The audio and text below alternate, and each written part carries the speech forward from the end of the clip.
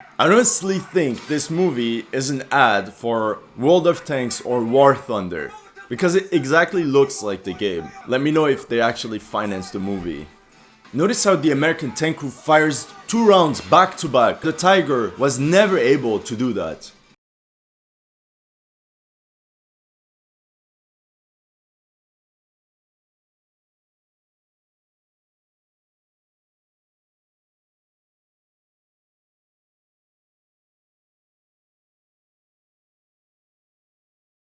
Welcome to History Legends, and in this video we're going to do a step-by-step analysis of the famous tank battle in the movie Fury, featuring 4 Shermans against 1 Tiger tank. But before we start, let's get some context about this scene. This takes place in April 1945, and this American tank platoon is ordered to secure a crossroad at the rear of an American division. But if you need more background story, I recommend you to watch part 1 and part 2. There are 4 tanks in this column. They're driving on a road. So right off the bat, just with this image, we notice that the leading tank is an upgun Sherman with a 76mm gun, nicknamed an Easy 8. These tanks were specifically created to take on the German heavy tanks such as the Tiger and the Panthers at a longer range. Now I know they're supposed to be at the rear echelon of a division, but they're driving way too close to each other. The recommended distance between each tank for road marches was 75 yards or 68 meters. And you will see in a moment why this is important.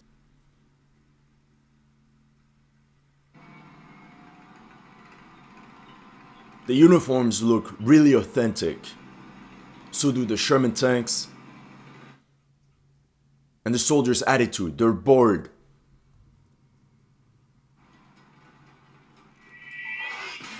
Sound effects are amazing.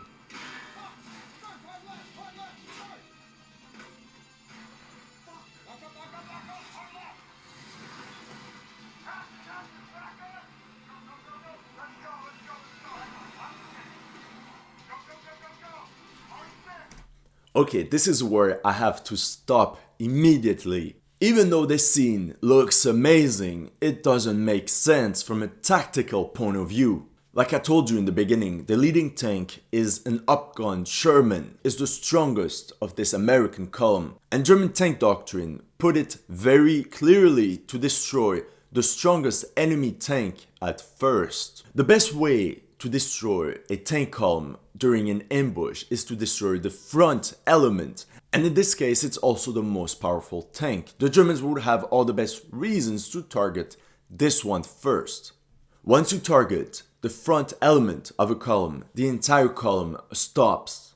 And tanks during World War II had very little visibility. It was really constricted to the front area.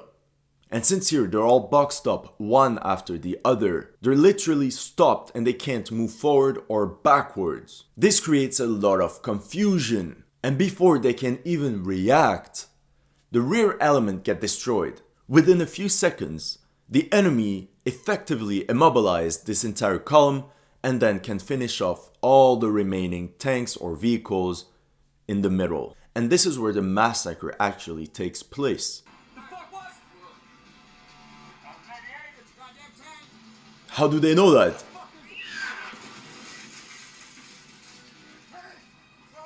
Okay, now they have confirmation it's a tank. Okay, the smoke makes sense. Yes, smoke, very good. Yes, get out of there. No!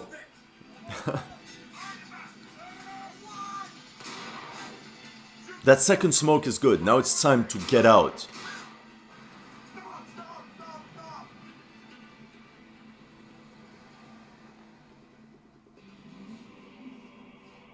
I love how in American movies, the bad tank has always to be a Tiger.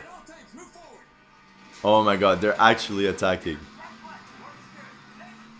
Note that these tank commanders are supposed to be veterans. The last thing any sane Allied commander in 1945, in April 1945, would be to charge in an open field from the front a Tiger tank. And this article from The Guardian mentions a veteran story from a British tank crew in April 1945, and he had to describe what he saw in Fury. He mentions the fact that his tank avoided a German shell just a couple inches, but instead of either firing back or counterattacking, he said very bluntly, they just got out of there very fast. They didn't want to test their chance another time. And this is what would have happened in reality. But again, guys, don't forget, this is April 1945, in the middle of Germany. They know the war is over. Why would they risk their life for nothing? And most importantly, they don't ask themselves if there might be multiple enemies. Now they got shot from one direction. Perhaps there are multiple anti-tank guns aiming at them. And then they go into an open field. So imagine they drive into an open field and they realize there are multiple 88 anti-tank guns aiming at them. They're done.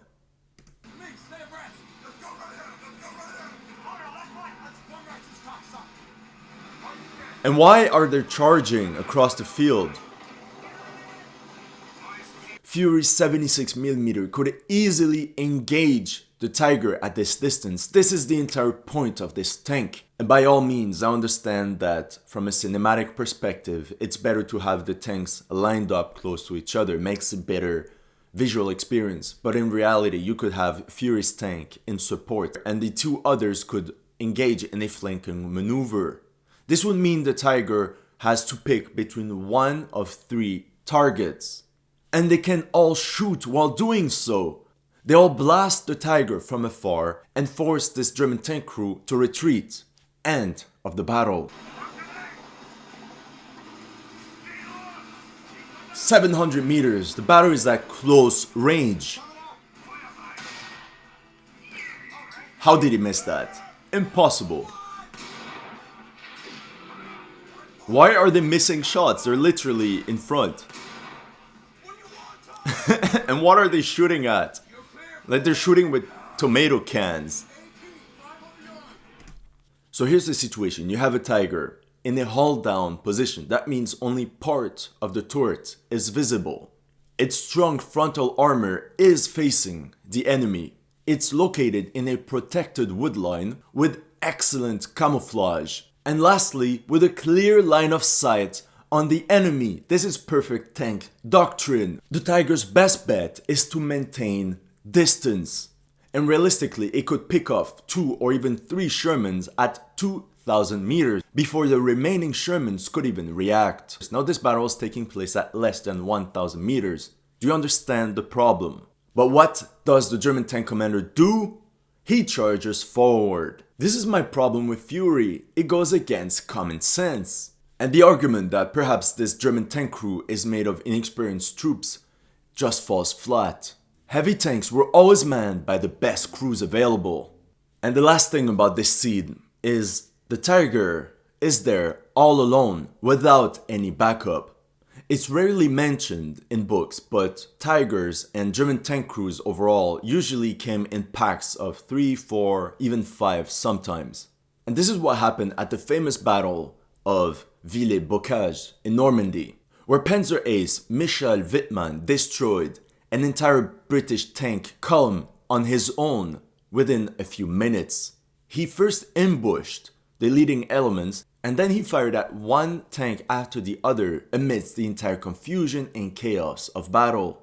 However, his flanks and rear were protected by 4 other Tigers. Can you imagine that? All shots should be hitting at this point. 600 meters. Literally point blank in tank warfare. Oh my god. Why are all the shots bouncing?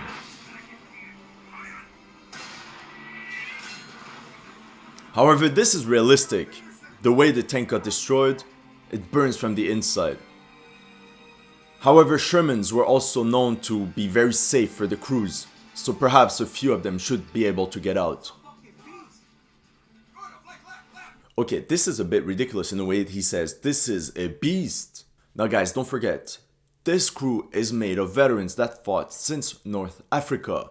This is also the moment that Tiger tanks were introduced on the battlefield. They should have faced this beast multiple times after years in combat. And even if they didn't, at least they would have heard all the stories about the Tiger. But why they're so surprised about how effective its armor is. Now finally, after suffering all these casualties, they finally decide to split up. But what happened to the German tank gunner? Did he have a stroke or something? He's firing one shot every 3 minutes.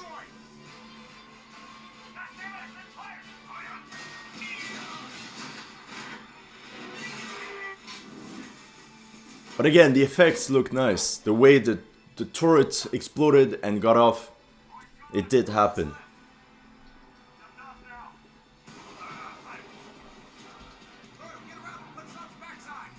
But again, it's always the myth of, oh, they have to fire from the back or the side. The 76mm, especially at this range, point blank, should destroy the Tiger.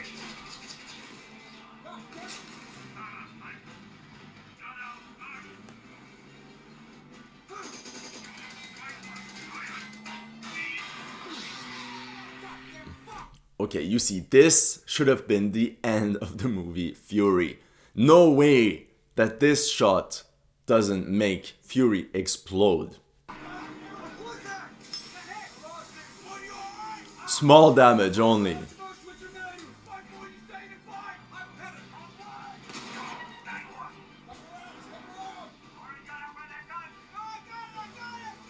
This medieval joust is so ridiculous. At this point, they're fighting like medieval times. It's a medieval joust between two knights and they're going back and forth. This is the only explanation. I honestly think this movie is an ad for World of Tanks or War Thunder, because it exactly looks like the game. Let me know if they actually financed the movie.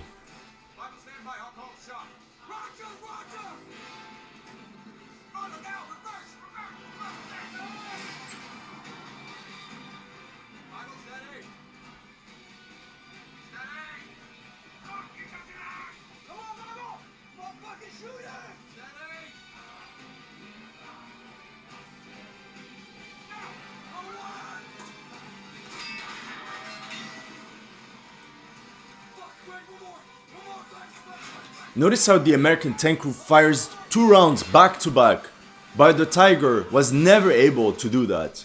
Remember the ambush at the beginning of this scene where the Tiger destroys the rear element of this column. Why didn't the German gunner simply place another shell right away and fire at the leading tank? No, the Tiger always takes 2 or 3 minutes to fire, when American tank crews are able to fire one shell after the other back to back. All told, it's great that this movie used authentic tanks. And the Tiger they used in this movie is the last working Tiger tank in the world from the Bovington Tank Museum in England. And this makes the visual experience very realistic and fascinating. But pretty much everything else regarding military tactics is garbage, and this is a shame. Overall, this ambush would have never been done by a tank, and even less on its own. According to reports, American tank crews only encountered German tanks 15% of the time. Simply, there weren't that many on the Western Front. And in regards of Allied tank casualties in World War II, when it involved a tube, 80% of the time, it was by an anti-tank gun. And to get back at this article from The Guardian, this tank crew said the one thing that Fury gets right is the comradeship between everyone in the tank. It depicts life as a tank crew pretty well. But he said, word for word, that other battles are far-fetched, aka unrealistic. Now to conclude this episode, let me know in the comments section what you think of this movie, what you think of my analysis. Let me know what other movies I should cover. And don't forget to like and subscribe. And if you're interested in real first-hand accounts of World War II from every country that fought, consider having a look at my book, The Great Veterans Project. Link is in the bio.